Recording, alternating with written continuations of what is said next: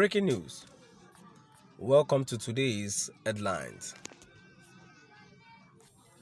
Does Nnamdi Kanu practice Yahoo Yahoo on President Buhari and the Nigerian youth? Does Nnamdi Kanu practice Yahoo Yahoo on President Buhari and the Nigerian youth? To my dear listeners from wherever you're listening from, please stay tuned as I read today's news. In building up legacy, it is important to always keep in mind that people will always remember you for your contribution to the society. Be it good or bad, wise people say, a good name is better than riches, and such wise idioms don't come cheap. My opinion about it being expensive is the ability to grasp the message and follow through with adherence and principles. Over time, as the society evolves, we realize that things that used to matter to us in the past may not really hold so much influence on your today and tomorrow.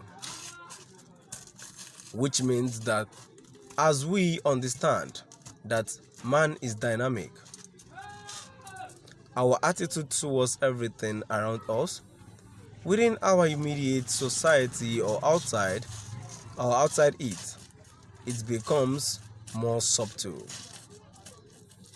Our approach to being subtle is to buy enough time for comprehension of a message, as our thoughts keep revolving around so many things.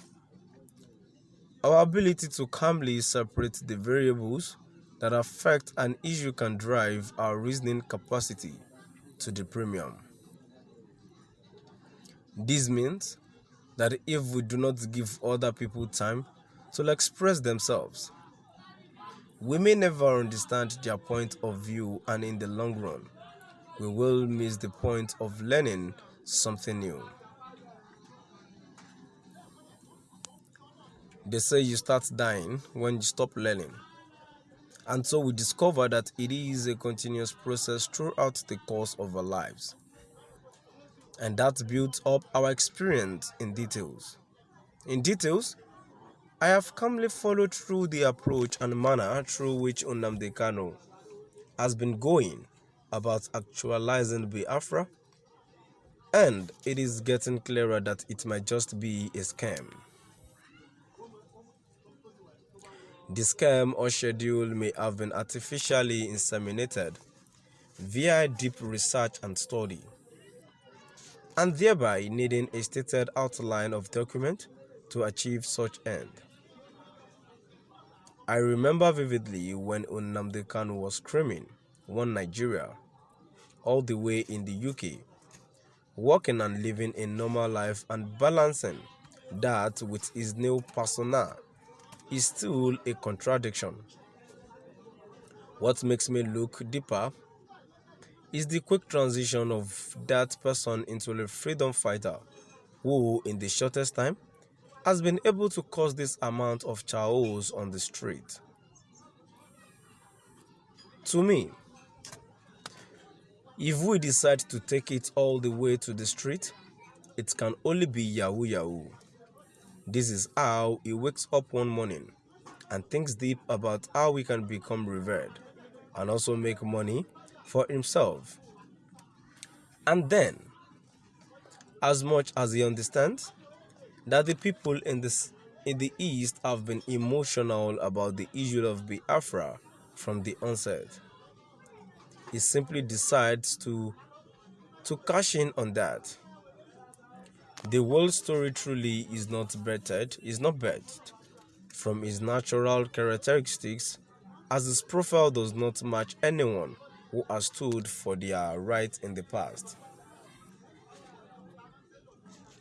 I hope that each piece people read about my opinion on Nnamdi Kanu and his approach will meet the better side of people, because they have been brainwashed into hating each other for so long, and it is merged with the economic situation in the country. In honesty, if this government had ignored Nnamdi Kanu totally, his relevance may have not touched the ceiling, because other governments may have in the past had his grumblings but decided to leave him all along. With the smart setup of his team, which has very powerful PR, I must say, they were able to even play the Nigerian government into paying attention to him, and that's all he has used to build his menace that has finally crept into the Nigerian spirit. The role of every enlightened individual is to show the light of the society they come from and become role models to that society, so they represent a positive side of reference. It is totally absurd to play on the minds of people simply because you know certain principles of human behavior. When it started, it must have been a game. And then, saying how important he has become, he now wants to cause a war that he will still run away from, with his family safe as well. Now his format is posting 8 inciting opinions from a million miles away and watching it destroy the youth of a country that is building a democracy. The passport he holds is from a country that has built theirs and enjoying the dividends in full. And that is why he enjoys the freedom in which he is abusing today. I stand against violence, even it is quoted in Oni, because once it revolves loss of lives and properties, there it is barbaric. Nations that in recent times even come in conflict have been able to devise diplomatic ways of resolving issues that must arise from communication between different parties. If we take a deeper look into all of these, we will only discover that the issues are over-exaggerated towards causing an angry reaction from a masses that will do better.